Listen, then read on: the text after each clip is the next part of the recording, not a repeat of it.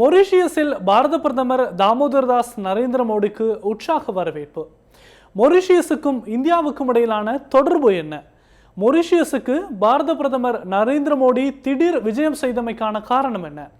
முழுமையான தகவல்களை இந்த காணொலியில் பார்ப்போம். அனைவருக்கும் வணக்கம். நான் காளிமுத்துச்சந்திரன்.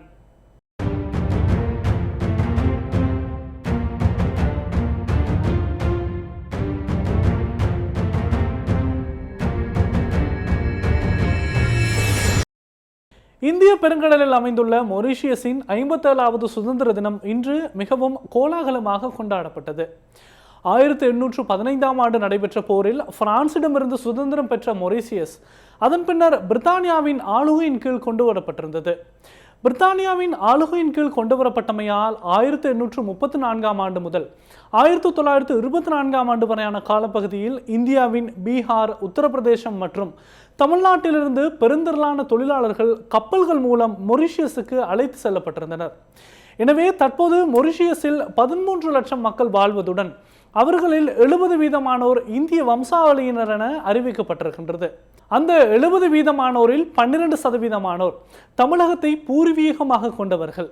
இந்த நிலையில் மொரீஷியஸின் சுதந்திர தின நிகழ்வில் பங்கேற்பதற்காக அந்நாட்டுக்கு சென்றிருந்த பாரத பிரதமர் நரேந்திர மோடிக்கு உற்சாக வரவேற்பு அளிக்கப்பட்டிருக்கின்றது.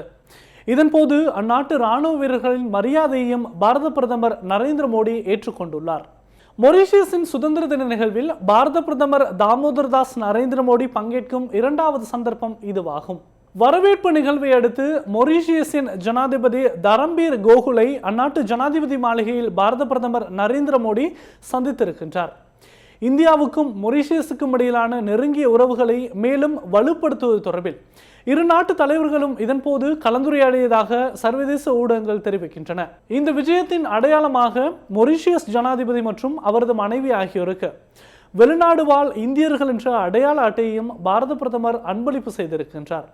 அத்துடன் அண்மையில் நிறைவுக்கு வந்த மகா கும்பமேளாவிலிருந்து எடுத்து செல்லப்பட்ட புனித நீரையும் மொரீஷியஸ் ஜனாதிபதிக்கு பாரத பிரதமர் நரேந்திர மோடி பரிசீலித்திருப்பதாக இந்திய ஊடகங்கள் தெரிவிக்கின்றன.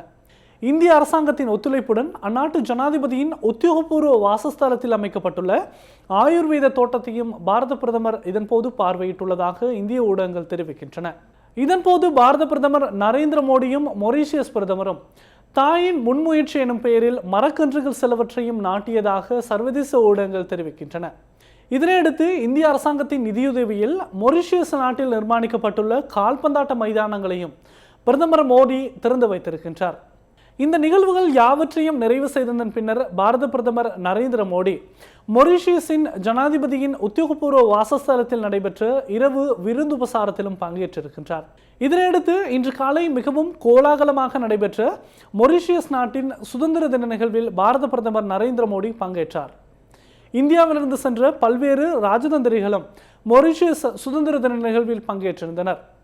இந்திய இராணுவம், இந்திய விமானப்படை மற்றும் இந்திய கடற்படை வீரர்களின் சாகசங்களும் மொரீஷியஸ் சுதந்திர தின நிகழ்வை அலங்கரித்திருந்தன.